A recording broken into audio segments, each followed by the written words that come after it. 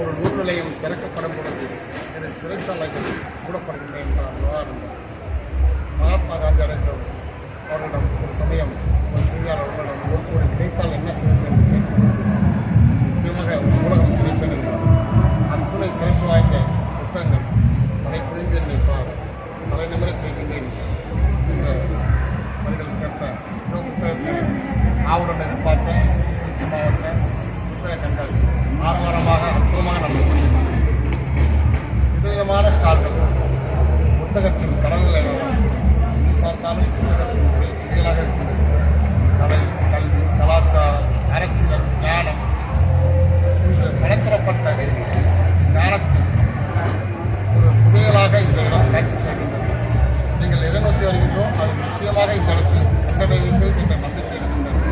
இந்த அற்புதமாக இந்த மாவட்ட நிர்வாகம் சிறந்த முறையில் பல்வேறு ஸ்டால்களை பல்வேறு பதிப்பகத்தினர் இங்கே மக்களுக்கு தேவையான அத்துணை புத்தகத்திற்கு தேவையான அத்துணை ஸ்டால்களும் இங்கே அமைச்சிருக்காங்க.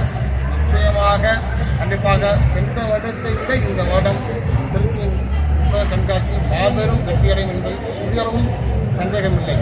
தினம் மாலை நேரத்தில் எண்ணற்ற பேச்சாளர்களின் அற்புதமான உரைகள், அற்புதமான காட்சிகள், அற்புதமான நிகழ்ச்சிகள் என்று மாவட்டம் சிறந்த முறையில் ஏற்பாடு பண்ணியிருக்கு.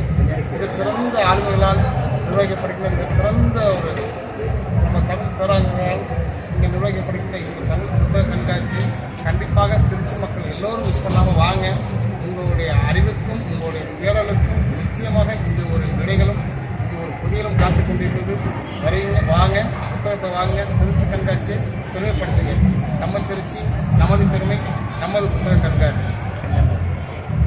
முகமது சஃபி, சாசனத்தோடு திருச்சிராப்பள்ளி ராயல் லைன் சென்டர். நூலளவு ஆகுமாம் முன்னறிவு என்று ஔவையார் கூறியிருக்கிறார். மனித குலத்திற்கே முக்கியத்துவம் வாய்ந்த அறிவு ஆறறிவு, பகுத்தறிவு. அந்த பகுத்தறிவு முழுமையடைவதை நாம் புத்தகத்தை வாசிப்பதன் மூலமாக வேறு எந்த உயிரினங்களுக்கும் வாசிக்கும் பழக்கம் இல்லை. வாசிப்பதன் மூலமாக நாம் மேலும் மேலும் நமது அறிவை வளர்த்துக் கொள்ள முடியும். அதன் மூலம் எதிர்கால இந்தியாவில் மிகச்சிறந்த முன்னேற்றத்திற்கு நமது பங்களிப்பை கொடுக்க முடியும் என்பது தான் உண்மை. இன்று நாங்கள் எழுதிய புத்தகமான ஆர்கனைசேஷனல் பிஹேவியர் என்ற புத்தகத்தின் வெளியீட்டு விழா இந்த புத்தக திருவிழாவில் இன்னும் சற்று நேரத்தில் நடைபெற இருக்கிறது. இந்த புத்தகத்தின் நோக்கம் ஒரு நிறுவனத்தில் உள்ள தொழிலாளர்கள் மற்றும் வேலை செய்கின்ற மனிதர்களின் நடவடிக்கைகள் பற்றியும் அவர்கள் ஒருவருக்கொருவர் எப்படி புரிந்து கொண்டு திறமையுடன் செயல்பட்டு தாம் சார்ந்திருக்கின்ற நிறுவனத்தை வளர்க்க வேண்டும் என்பதை பற்றியும் எழுதப்பட்டிருக்கிறது. எம்காம், பிகாம், MBA, BBA போன்ற அனைத்து துறை மாணவர்களுக்கும் ஒரு மிக முக்கியமான பாடத்திட்டமாக இந்த பாடநூல் இருக்கிறது.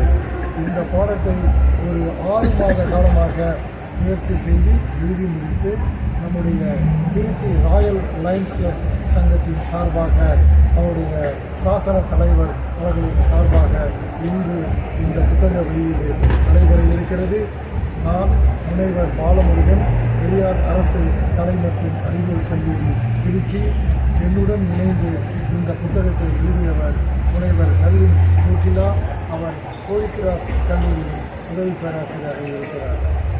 பொதுவாகவே புத்தகத்தை அனைவரும் விரும்பி படிப்பதும் அதன் மூலம் அறிவை வளர்த்துக் கொள்வதும் அவசியமாகிறது. இந்த 2024 வருடம் புத்தக வாசிப்பு மிக மிக குறைவாக இருந்து கொண்டிருக்கிறது. குறிப்பாக குழந்தைகளிடம் செல்போன் பழக்கமும் டிவி பார்க்கும் பழக்கமும் மிக அதிகமாக இருக்கின்ற இந்த நேரத்தில் அவற்றிலிருந்து நம் குழந்தைகளை, எதிர்கால இளைஞர்களை மாற்றி அமைத்து புத்தகங்களை நேசிக்க வைப்பது மிகவும் அவசியமாகிறது. ஆகையால் பெற்றோர்கள் அனைவரும் இந்த புத்தக திருவிழாவிற்கு வருகை தந்து தங்கள் குழந்தைகளுடன் வருகை தந்து மேலும் அதிக புத்தகங்களை குழந்தைகளுக்கு வாங்கி கொடுத்து அவர்களை படிப்பில், வாசிப்பில் ஊக்குவிக்குமாறு பணிவுடன் வேண்டுகிறேன்.